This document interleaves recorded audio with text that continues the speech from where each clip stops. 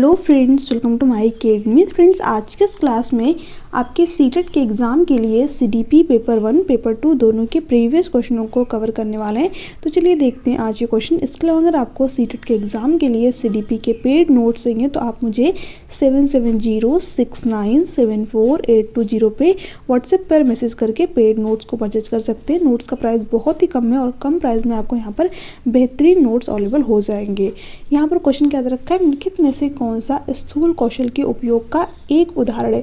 देखिए, अगर यहाँ पर मैं बात करूँ स्थूल कौशल यानी कि ग्रॉस मोटर स्किल्स के बारे में आपसे पूछ रखा है। ये आपका किसका पार्ट होता है? फिजिकल डेवलपमेंट, यानी जो शारीरिक विकास आता है जो कि आपकी गतिविधियों से संबंधित होता है। इसी के अंतर्गत आपका आ जाता है ग्रॉस मोटर स्किल्स और आपका फाइन मोटर स्किल्स। ठीक है, यानी कि सूक्ष्म गत्यात्मक कौशल और स्थूल गत्यात्मक कौशल। मैं यहाँ पर लिख ही देती हूँ। ठीक है, स्थूल गत्यात्मक कौशल और ये क्या हो जाएगा? सूक्ष्म। फाइन का मतलब ही क्या है? आपका सूक्ष्म गत्यात्मक कौशल। ठीक है, अब देखिए स्थूल गत्यात्मक कौशल का मतलब क्या हो गया?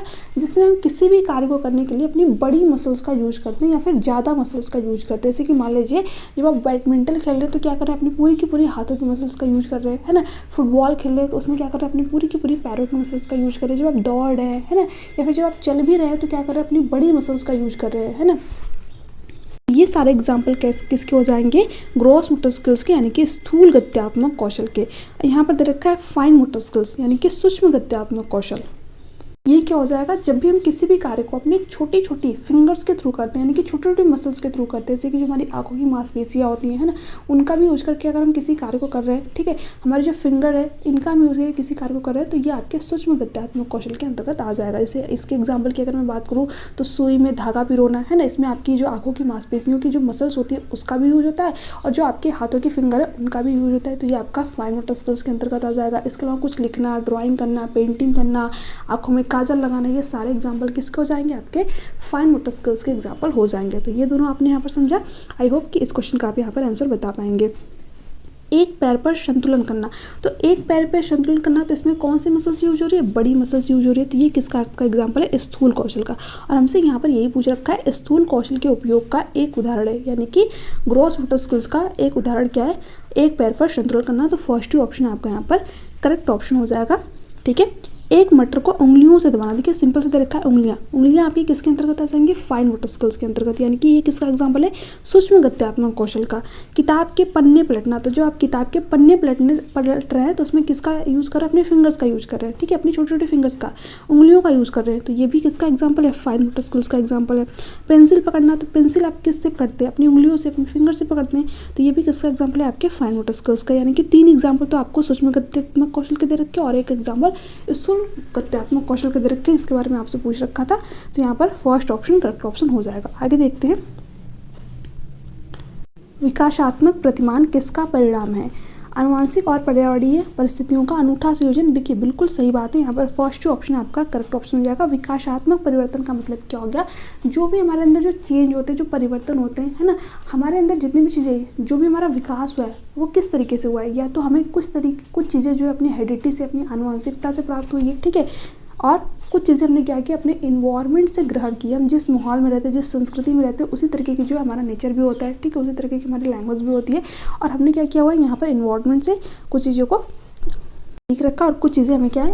हेरिडिटी यानी कि हमारी आनुवंशिकता से मिली। जो हमारा डेवलपमेंट होता है ये क्या होता है? इन्हीं दोनों का गुणनफल होता है, जो हमारी आनुवंशिकता और जो हमारा इन्वायरमेंट यानी जो हमारा वातावरण होता है। तो यहाँ पर यही पूछ रखा है कि जो विकासात्मक परिवर्तन है वो किसका परिणाम है? तो हमारी हेरिडिटी और इन्वायरमेंट का, यानी कि आनुवंशिकता और वातावरण का क्या है? अनूठा संयोजन है। इन्हीं दोनों का परिणाम क्या होता है? बच्चे का विकास होता है। तो फर्स्ट ऑप्शन करेक्ट है।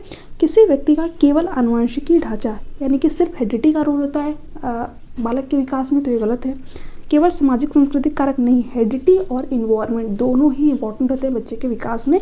तो यहाँ पर सिर्फ अगर हेरिडिटी की बात करें तब भी ऑप्शन गलत, सिर्फ अगर इन्वायरमेंट की बात करें तब भी ऑप्शन गलत, है ना तो वंशानुगत ना ही पर्यावरणीय कारक, तो ये तो बिल्कुल ही गलत दे रखा है। ठीक है, तब तो बच्चे का विकास ही नहीं होगा। तो यहाँ पर आपका फर्स्ट ही ऑप्शन करेक्ट है। आगे है 2 वर्ष से 6 वर्ष की अवधि को क्या कहा जाता है? ठीक है, शैशवावस्था, प्रारंभिक बचपन, मध्य बचपन, किशोरावस्था। अब देखिए अगर मैं बात करूँ यहाँ पर 2 से लेकर के 6 वर्ष की अवधि को क्या कहते हैं? तो प्रारंभिक बचपन के नाम से जानते हैं, अर्ली चाइल्डहुड, जिसी को आप जो पूर्व बाल्यावस्था के नाम से भी जानते हैं। इसमें जो बच्चे की एज होती है वो कितनी होती है? 2 से लेकर के 6 साल। ठीक है, और एक चीज़ ध्यान रखिएगा, एक क्वेश्चन क्या बनता है कि संवेदिक पीरियड, ठीक है, लैंग्वेज के लिए सबसे ज़्यादा सेंसिटिव काल कौन सा होता है, तो वो यही होता है प्रारंभिक बचपन यानी कि पूर्व बाल्यावस्था, ठीक है। तो अगर आपसे क्वेश्चन पूछे होगी, कई बार आपके एग्जाम में पूछा हुआ है कि भाषा विकास के लिए सबसे सेंसिटिव पीरियड कौन सा, सबसे संवेदिक काल कौन सा है, तो आपका है पूर्व बाल्यावस्था यानी कि प्रारंभिक बचपन, इसी को अर्ली चाइल्डहुड, है ना। किशोरावस्था में बच्चा 11 से 18 साल तक का होगा, तो ये ऑप्शन नहीं होगा। श्रेष्ठावस्था में बच्चा जो होगा वो जन्म से लेकर के 2 साल तक का होगा, तो ये भी ऑप्शन आपका यहाँ पर नहीं होगा। मध्य बचपन में यानी कि जो आपका लेटर चाइल्डहुड होता है ना, इसमें जो बच्चा होता है आपका, या फिर इसी को क्या बोल देते हैं, उत्तर बाल्यावस्था, 7 से लेकर के 11 साल तक का होता है, ठीक है। तो ये सारे पॉइंट आप ध्यान में रखेंगे। इसके अलावा देखिए बहुत सारे स्टूडेंट की यहाँ पर डिमांड थी CDP की थ्योरी क्लास के लिए, तो जो आपकी थ्योरी की क्लासेस है वो आज से स्टार्ट हो जाएगी। डेली 6 PM पे आप सभी की यहाँ पर थ्योरी की क्लास चलेगी, और जो आपके प्रीवियस क्वेश्चनों की सीरीज है ये आपको डेली 12 PM पे देखने को मिल जाएगी, ठीक है। तो ये 2 क्लास आपके एग्जाम के लिए बहुत ही ज़्यादा इंपॉर्टेंट है। इन दोनों क्लास के अलावा आपको कुछ भी पढ़ने की ज़रूरत नहीं है, सारे के सारे क्वेश्चन आपको यहीं से देखने को मिल जाएंगे आपको अपने एग्जाम में, ठीक है। CDP के लिए आपको यहाँ पर परेशान होने की जरूरत नहीं है, यहाँ पर आपको थ्योरी प्लस प्रीवियस क्वेश्चन दोनों की क्लासेस जो है कराई जाएंगी, है ना। आगे देखते हैं यहाँ पर नेक्स्ट क्वेश्चन क्या है। अजेशन और रीजन वाला क्वेश्चन है। अजेशन अभिकथन क्या दे रखा है, शहरों में बच्चों का बहुत सारा खेल उन रियलिटी TV शो पर आधारित होता है जो वे देखते हैं। देखिए बिल्कुल सही बात है, आपने देखा होगा जो छोटे बच्चे होते हैं अक्सर करके भी तो मोबाइल में भी बहुत सारे कार्टून वगैरह देखते हैं, ठीक है। तो यहाँ पर जो बच्चा देखता है, कहीं ना कहीं मीडिया भी बच्चे के समाज में क्या कर रही है, महत्वपूर्ण भूमिका निभा रही है ना। अच्छा भी विकास हो रहा है बच्चे का, और कहीं ना कहीं खराब भी विकास हो रहा है ना, क्योंकि कभी कभी जो है बच्चे बहुत ज़्यादा मोबाइल वगैरह देखने लगते हैं, बहुत ज़्यादा कार्टून ही देखते हैं, है ना। तो यहाँ पर क्या रखा है कि जो बच्चे चीज़ें देखते हैं, ठीक है, फिर उसी चीज़ों को क्या करते हैं, अपने जो भी वो खेल खेल रहे हैं उसमें अप्लाई करते हैं, या फिर आपने देखा होगा जो कार्टून देखते हैं फिर उन्हीं के लैंग्वेज में बात भी करते हैं, है ना। तो यहाँ पर ये बात तो बिल्कुल सही है, ठीक है। इसका रीज़न क्या दे रखा है, इन दिनों परिवार और साथियों के अतिरिक्त मीडिया बच्चों के सामाजिकरण का एक महत्वपूर्ण माध्यम बनता जा रहा है। बिल्कुल सही बात है, जो बच्चा अपने परिवार से तो चीज़ों को सीख ही रहा है, स्कूल से भी सीख रहा है, बट अपनी मीडिया से बहुत सारी चीज़ों को सीख रहा है।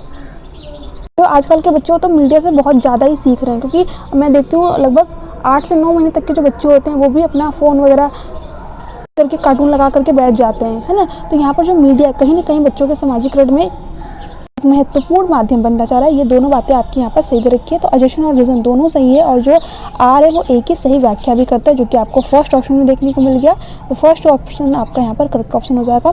फिर यहाँ पर क्या है, प्याजे द्वारा अधिगम को सुगम बनाने के लिए निम्नलिखित में से कौन से कारक महत्वपूर्ण माने जाते हैं। शिक्षा की गतिशीलता में रखा है, विविध सामग्रियों का प्रावधान, मध्य स्तरीय नवीन अनुभव प्रदान करना, सकारात्मक और नकारात्मक पुनर्वलन सुनिश्चित करना। देखिए जो जीन प्याजे है, सबसे पहले वो टीचर को तो एक्टिव मानते ही हैं, है ना, क्योंकि इन्होंने क्या कहा है, जो बच्चा होता है अपने ज्ञान का निर्माण खुद कर लेता है, ठीक है। बट यहाँ पर टीचर भी एक्टिव होना चाहिए, क्योंकि इनका संबंध किससे है, कंस्ट्रक्टिविज्म से, रचनावाद से। जो रचनावाद है वो टीचर और बच्चे दोनों को ही एक्टिव मानता है, ठीक है। तो ये बात तो सही है। विविध सामग्रियों का प्रावधान, देखिए जो बच्चे हैं उनके अंदर क्या होता है, इंडिविजुअल डिफरेंसेस है, व्यक्तिगत विभिन्नताएं। तो हर एक बच्चा एक ही प्रकार की सामग्री से नहीं सीख पाएगा, तो हमें क्या करना चाहिए, क्लासरूम में अलग अलग सामग्रियों का प्रावधान करना चाहिए, ताकि हर एक बच्चा सीख पाए और उसकी इंडिविजुअल डिफरेंसेस यानी कि व्यक्तिगत विभिन्नताओं को ध्यान में रखा जाए। तो ये भी बात सही है, यानी कि ए और बी आपका यहाँ पर दोनों सही है, ठीक है। फिर आगे सी ऑप्शन क्या है, मध्य स्तरीय नवीन अनुभव प्रदान करना। ये भी बात क्या है आपकी पूरी तरीके से यहाँ पर सही है, कि जो बच्चे होते हैं उनको नए नए अनुभव जो है प्रदान किए जाए। तो ए बी सी तीनों बातें आपके यहाँ पर सही है। सकारात्मक और नकारात्मक पुनर्वलन सुनिश्चित करना। देखिए जो रीइंफोर्समेंट है, जो पुनर्वलन है, इसकी बात कौन करते हैं, BF स्किनर करते हैं, ठीक है। इसकी बात जो है आपके जीन प्याजे नहीं करते हैं, BF स्किनर करते हैं। तो ये आपका यहाँ पर ऑप्शन नहीं होना चाहिए, यानी कि A B C क्या होगा आपका यहाँ पर करेक्ट ऑप्शन हो जाएगा, जो कि आपको ऑप्शन नंबर 2 में दे रखा है, ठीक है। अब देखिए इस क्वेश्चन को आप एक और तरीके से कर सकते थे, अगर आपको यहाँ पर कुछ भी चीज़ें नहीं पता है कि जीन प्याजे ने क्या कहा है क्या नहीं कहा है, ठीक है, सिर्फ आपको इतना पता है कि जो जीन प्याजे वो रीइंफोर्समेंट की बात नहीं करते हैं, ठीक है, पुनर्वलन की बात नहीं करते हैं। तो आपको पता चल गया कि हमारे ऑप्शन में डी नहीं होना चाहिए, ठीक है। तो आप डायरेक्ट आ जाइए ऑप्शन पे, यहाँ पर देख लीजिए कौन कौन से ऑप्शन में डी है। देखिए डी जो है आपको तीनों ऑप्शन में देखने को मिल जाएगा, यानी कि ये ऑप्शन नहीं होगा, ये ऑप्शन नहीं होगा और ये भी ऑप्शन नहीं हो सकता, क्योंकि तीनों में डी दे रखा है और इसके बाद जीन प्याजे करते ही नहीं है ना। तो यहाँ पर बच्चा कौन सा, एक ही ऑप्शन बचा आपका, तो सेकंड ऑप्शन आपका करेक्ट ऑप्शन हो जाएगा। देखिए एग्जाम में आपको इसी अप्रोच से जो अपने क्वेश्चनों को सॉल्व करना है। अगर आपको एक भी चीज़ पता है तो उसके अकॉर्डिंगली आप डायरेक्ट अपने ऑप्शन को चेक कीजिए, अगर वहाँ पर उसके अकॉर्डिंग ऑप्शन दे रखे तो आप सिर्फ वही ऑप्शन पर अपना आवाज़ फिलअप कीजिए और आगे बढ़ जाइए, ठीक है। आपको टाइम वेस्ट करने की कोई भी जरूरत नहीं है ना। मैं आपको यहाँ पर चीज़ें बता रहा हूँ, इसलिए एक चीज़ मैं आपको यहाँ पर बताते हुए चल रही ताकि आपके कॉन्सेप्ट क्लियर हो, है ना। बट एग्जाम में किस तरीके से इन क्वेश्चनों को करना है ये भी मैं आपको यहाँ पर बता रही हूँ, है ना। तो यहाँ पर आपका सेकंड ऑप्शन करेक्ट ऑप्शन हो जाएगा, ओके। फिर आगे है, किस स्तर पर बच्चों में अपने आसपास की दुनिया के बारे में एक जीववादी दृष्टिकोण होता है और वे मानते हैं कि पेड़ पौधों और चलते हुए बादलों और लुढ़कते पत्थरों की मंशाएं और इरादे हो सकते हैं। ठीक है, ऑप्शन दे रखा है संवेदी चालक अवस्था। ये भी क्वेश्चन आपका जीन पियाजे से रिलेट करके ही पूछा हुआ है। देखिए, जो जीन पियाजे हैं जिन्होंने कि संज्ञानात्मक विकास का सिद्धांत दिया, इन्होंने संज्ञानात्मक विकास की कितनी अवस्थाएं बताई? 4 अवस्थाएं बताई। पहली अवस्था कौन सी है? सेंसरी मोटर स्टेज, जिसे आप लोग संवेदी पेशी अवस्था के नाम से या फिर जो इंद्रिय गामक अवस्था के नाम से जानते हैं। इसमें जो बच्चा होता है वो जन्म से लेकर के 2 साल तक का होता है। ठीक है, फिर है प्री ऑपरेशनल स्टेज यानी कि पूर्व शंकरात्मक अवस्था। इसमें बच्चे की एज कितनी होती है? 2 से 7 साल। और थर्ड स्टेज क्या है? मूर्त शंकरात्मक अवस्था यानी कि कॉन्क्रीट ऑपरेशनल स्टेज। इसमें बच्चे की एज कितनी होती है? 7 से लेकर के 11 साल। ठीक है, और लास्ट वाली स्टेज है अमूर्त संक्रात्मक अवस्था। इसे आप लोग औपचारिक संक्रात्मक अवस्था के नाम से भी जानते हैं। इसमें बच्चे की जो एज होती है वो 11 से लेकर के 18 साल तक की होती है। ठीक है, कि जो एनिमिज्म है ना, जो जीववादी सोच है, जब बच्चा 2 से लेकर के 7 साल का होता है, ठीक है, तो वो क्या करता है? निर्जीव चीज़ों को भी सजीव मानता है। ठीक है, कभी कभी आपने देखा होगा कि बच्चे अपने गुड्डे गुड़ियों को खाना वगैरह खिलाते हैं, है ना, क्योंकि वो निर्जीव को भी सजीव मानते हैं। ठीक है, तो जो एनिमिज्म है, जो जीववादी दृष्टिकोण है, ये बच्चे के अंदर कब डेवलप होता है? जब बच्चा प्री ऑपरेशनल स्टेज में होता है, यानी कि जीन पियाजे के सेकंड स्टेज में होता है। ठीक है, तो आपका यहाँ पर सेकंड ऑप्शन करेक्ट ऑप्शन हो जाएगा प्री ऑपरेशनल स्टेज यानी कि पूर्व संक्रात्मक अवस्था। ओके, फिर आगे है, किस सिद्धांत में भाषा बच्चों के संज्ञानात्मक विकास में महत्वपूर्ण भूमिका निभाती है? ठीक है, ऑप्शन दे रखा है Lev Vygotsky, Harvard Gardner, Jean पियाजे, लॉरेंस कोहलबर्ग। अब देखिए, अगर मैं बात करूँ यहाँ पर कि जो संज्ञानात्मक विकास बच्चे का होता है, उसमें जो लेव वाइगोस्की, उन्होंने 3 चीज़ों को सबसे ज़्यादा इंपॉर्टेंट माना। एक तो समाज को इंपॉर्टेंट माना, दूसरा कल्चर को, और तीसरा लैंग्वेज को, यानी कि SCL की बात कौन करता है? लेव वाइगोस्की कहते हैं। ये क्या करते हैं? जो बच्चे का संज्ञानात्मक विकास होता है, जो कॉग्निटिव डेवलपमेंट होता है, इसमें उसके समाज की सबसे ज़्यादा भूमिका होती है, उसके संस्कृति की और उसके लैंग्वेज की। ठीक है, तो आपको यहाँ पर ऑप्शन में लेव वाइगोस्की का नाम देखने को मिल रहा होगा, फर्स्ट ही नंबर पे दे रखा है, तो फर्स्ट ऑप्शन आपका करेक्ट ऑप्शन हो जाएगा। अगर ये क्वेश्चन में पूछे कि किसके सिद्धांत में समाज जो है बच्चों के संज्ञानात्मक विकास में महत्वपूर्ण भूमिका निभाता है, तभी लेव वाइगोस्की। संस्कृति बच्चों के संज्ञानात्मक विकास में महत्वपूर्ण भूमिका निभाती है, तभी लेव वाइगोस्की। ठीक है, तो इन 3 चीज़ों की बात कौन करते हैं? लेव वाइगोस्की करते हैं। तो फर्स्ट ऑप्शन करेक्ट है। जीन पियाजे ने संज्ञानात्मक विकास की अवस्थाएँ बताई, ठीक है, जिसके बारे में अभी मैंने ऊपर आप लोगों को बताया था। उसके बाद में हार्वर्ड गार्डनर की अगर मैं बात करूँ तो इन्होंने किसका सिद्धांत दिया था? बहुबुद्धि का सिद्धांत दिया था। Theory of multiple type of intelligence की इन्होंने बात की थी। ठीक है, लॉरेंस कोहलबर्ग ने नैतिक विकास का सिद्धांत दिया था। और ये जो चारों मनोवैज्ञानिक है ना, Lev Vygotsky, Harvard Gardner, Jean पियाजे, लॉरेंस कोहलबर्ग, ये आपके एग्जाम के लिए बहुत ही ज़्यादा इंपॉर्टेंट है। लगभग 8 से 10 क्वेश्चन आपको यहीं से देखने को मिल जाते हैं। तो इनकी एक अलग से क्लास में मैं आपको सभी की जो थ्योरी है वो यहाँ पर कंप्लीट करा दूंगी। साथ ही साथ जो है जीन पियाजे के जितने भी क्वेश्चन अभी तक आपके एग्जाम में बने, उनकी एक अलग से क्लास में करा दूंगी। ठीक है, हालांकि मैंने पहले सारी क्लासेस करा रखी है, बट फिर से मैं आप सभी को यहाँ पर सभी क्लासेस कराऊंगी। लेव वाइगोस्की, जीन पियाजे, ठीक है, हार्वर्ड गार्डनर, लॉरेंस कोहलबर्ग। और यकीन मानिए कि आपको सिर्फ CDP में ही 8 से 10 क्वेश्चन यहाँ से देखने को मिल जाएंगे। ठीक है, यहाँ से आपके हिंदी पेडागोजी में भी क्वेश्चन आते हैं। ठीक है, मैथ पेडागोजी में भी क्वेश्चन आते हैं। तो यहाँ से आपके सारे कॉन्सेप्ट क्लियर हो जाएंगे। थ्योरी क्लासेस आएंगी, उसमें सभी चीज़ें मैं कवर करा दूंगी। फिर आगे है, वाइगोस्की के अनुसार बच्चे किस प्रकार सीखते हैं? प्रतियोगिताओं के द्वारा, साथियों के साथ बातचीत करके, पुरस्कार के लिए प्रयास करके और दंड से बचकर, उद्दीपन, प्रतिक्रिया, अनुबंधन करके। ठीक है, देखिए जो लेव वाइगोस्की, इनका भी संबंध किससे? रचनावाद से। ठीक है, तो ये प्रतियोगिता की बात ही नहीं करेंगे, कंपटीशन की बात नहीं करेंगे। ठीक है, साथ ही साथ साथियों के साथ बातचीत करके। देखिए, बातचीत करने का मतलब क्या होगा? कहीं ना कहीं बच्चा जो है सामाजिक तरीके से सीख रहा है चीज़ों को। साथियों के साथ जब आप इंटरेक्ट करते हैं, बातचीत करते हैं, उनके बारे में जानते हैं, उनके विचार क्या उनके बारे में जानते हैं। ठीक है, और कहीं ना कहीं आपका सोशलाइजेशन भी होता है, सामाजिक विकास भी होता है। साथ ही साथ ये किसकी बात करते हैं? ग्रुप लर्निंग की बात करते हैं। ठीक है, रेसिप्रोकल टीचिंग की बात करते हैं।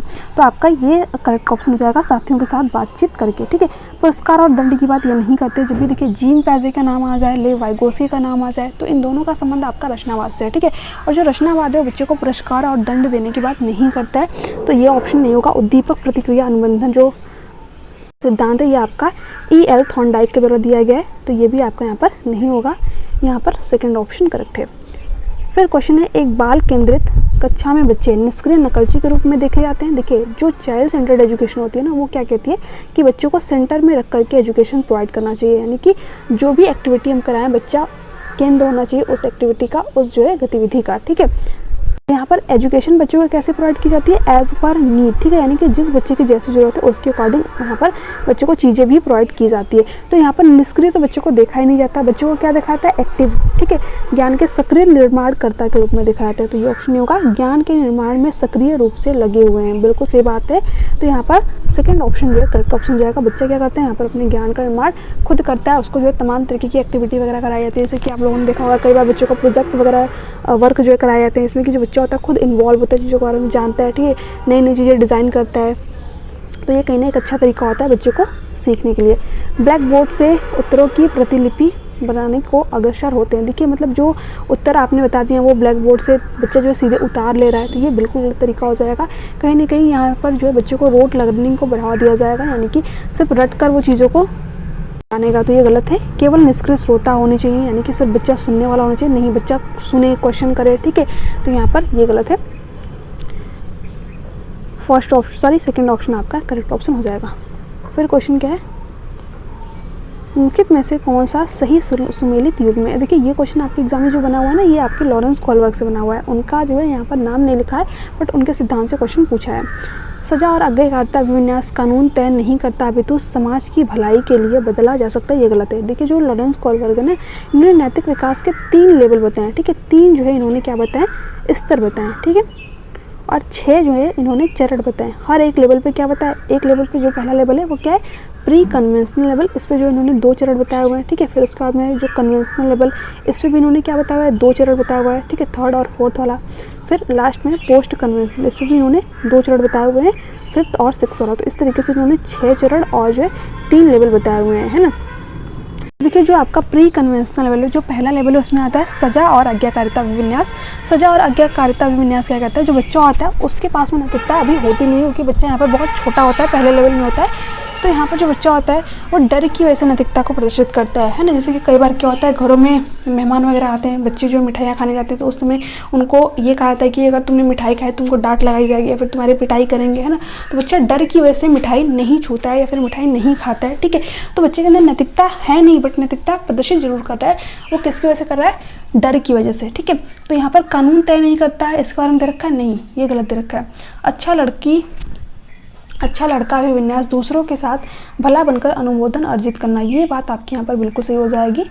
आपका जो कन्वेंशनल लेवल होता है ना, उसके अंतर्गत आता है। इसमें देखिए good boy good girl orientation क्या होता है, जैसे कि मान लीजिए जो बच्चा होता है वो यहाँ पर नैतिकता को इसलिए प्रदर्शित कर रहा है ताकि दूसरे लोग उसको अच्छा कहें, दूसरे लोग उसको अच्छा समझे। से कई बार क्या होता है, घर में मम्मी लोग कह देती है कि तुम तो मेरे राजा बेटा या फिर रानी बेटे हो, अगर ये काम कर देती हो, तो यहाँ पर बच्चा उस कार्य को भले ही ना करना चाहे, ठीक है, बट वो करेगा जरूर, क्योंकि मम्मी ने उसको कह दिया कि तुम जो राजा बेटा या फिर रानी बेटी हो, तुम तो मेरे अच्छे बच्चे हो, है ना। यहाँ पर बच्चे जो है दूसरों से अच्छा सुनने के लिए, है ना, कुछ ना कुछ अनुमोदन प्राप्त करने के लिए क्या करते हैं, अच्छा व्यवहार प्रदर्शित करते हैं, यानी कि नैतिकता को प्रदर्शित करते हैं। तो ये आपका सही है। कानून और व्यवस्था विन्यास मानव अधिकार के मूल्य के आधार पर नैतिक सिद्धांत को स्वयं चुना जाता है। देखिए यहाँ पर जो कानून और व्यवस्था विन्यास है, ये आपका कन्वेंशनल लेवल में जो आपका 4th वाला स्टेज है, ठीक है, उसकी बात हो रही है यहाँ पर।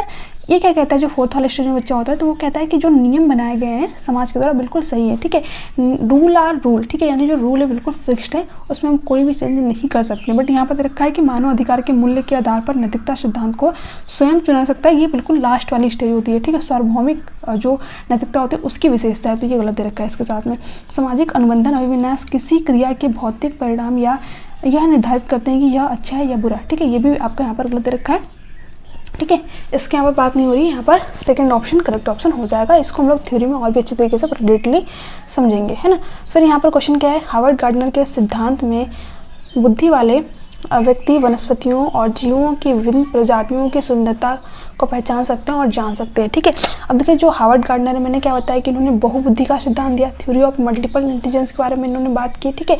अब देखिए जो भी व्यक्ति वनस्पति और जीवों की विभिन्न प्रजातियों की सुंदरता की पहचान कर पाएगा, उसके अंदर कौन सी बुद्धि होगी, नेचुरलिस्टिक इंटेलिजेंस, यानी कि प्रकृतिवादी बुद्धि होगी, है ना। तो यहाँ पर आपका सेकेंडरी ऑप्शन करेक्ट ऑप्शन हो जाएगा। स्थानिक बुद्धि, जो लोग स्थान की प्रॉपर समझ वगैरह रखते हैं, जैसे कि आपके आर्किटेक्चर हो गए हैं ना, जो घरों के नक्शे वगैरह डिजाइन करते हैं, जिस जगह पर घर बनाना है उसको देख करके बता देंगे किस तरीके से यहाँ पर घर को डिजाइन करना है ना। तो उन लोगों के अंदर कौन सी बुद्धि, स्थानिक बुद्धि, या फिर जो मूर्तिकार होते हैं, है ना, या फिर जो ड्राइंग वगैरह बनाते हैं। संगीत में के पास में एक सुर लय ताल का अच्छा संगम होता है, जैसे कि सोनू निगम जी हो गए, अरिजीत सिंह जी हो गए, है ना। अंतर व्यक्तिक बुद्धि यानी कि इंटरपर्सनल इंटेलिजेंस। इंटर का मतलब ही क्या होता है, दो या दो से अधिक व्यक्तियों के बारे में बता पाना। जैसे कि जो सुहानी शाह है ना, वो आपको देखकर ही बता देंगे कि आपके मन में क्या चल रहा है, यानी कि दूसरे व्यक्तियों के मनोभाव, स्वभाव, दशा के बारे में बता पाना कौन से व्यक्ति की विशेषता होती है, इंटरपर्सनल यानी कि अंतः व्यक्तिक बुद्धि वाले व्यक्ति की। ठीक है, तो यहाँ पर आपका सेकंड ऑप्शन करेक्ट है। ये सारे इंपॉर्टेंट पॉइंट है, ध्यान रखिएगा। लास्ट क्वेश्चन है आज की क्लास है, राष्ट्रीय शिक्षा नीति 2020 क्या सिफारिश करती है। बहुभाषावाद, एक भाषावाद, पाठ्यक्रम का मानकीकरण, मूल्यांकन में मानकीकरण। देखिए जो एनईपी, जब भी एनईपी की बात हो ना, तो ये मानकीकरण वर्ड की तो बात ही नहीं करेगी, तो ये दो ऑप्शन आपके पहले ही एलिमिनेट होंगे, है ना। एक भाषावाद की बात नहीं करती, किसकी बात करती है, बहुभाषावाद। जैसे कि जो हमारा इंडिया है, जो हमारा भारत है, वो क्या है, एक मल्टीलिंगुअल कंट्री, बहुभाषी देश है, विविधताओं से भरा देश है। ठीक है, इसमें अनेक जो है संस्कृति, समाज के लोग रहते हैं। तो क्या हमारे लिए एक जो है रुकावट है, बिल्कुल भी नहीं। यहाँ से हम बहुत सारी चीज़ों को सीखते हैं। ठीक है, हम दूसरे लैंग्वेज के बारे में जान पाते हैं। तो जो आपकी एनईपी वो यही कहते हैं कि क्लासरूम में हमें बहुभाषावाद का जो है एक संसाधन, एक गुण के रूप में देखना, और ये बहुभाषावाद की सिफारिश करती है। ठीक है, तो यहाँ पर फर्स्ट ऑप्शन करेक्ट ऑप्शन हो जाएगा। तो फ्रेंड्स ये थे आपके आज के 12 क्वेश्चन। ठीक है, इसमें से आपके कितने सही हुए नीचे कमेंट सेक्शन में कमेंट करके जरूर बताइएगा, और क्वेश्चन आपको आज के कैसे लगे ये भी कमेंट सेक्शन में कमेंट करके जरूर बताइएगा। क्लास अच्छी लगी हो तो प्लीज़ चैनल को सब्सक्राइब कर दीजिएगा, बेल आइकन को प्रेस कर दीजिएगा, ताकि जो आगे की क्लासेस है इसका नोटिफिकेशन आप लोग को यहाँ पर मिल जाए। चलिए मिलते हैं नेक्स्ट क्लास में, तब तक के लिए bye bye, take care, thanks for watching, thank you so much.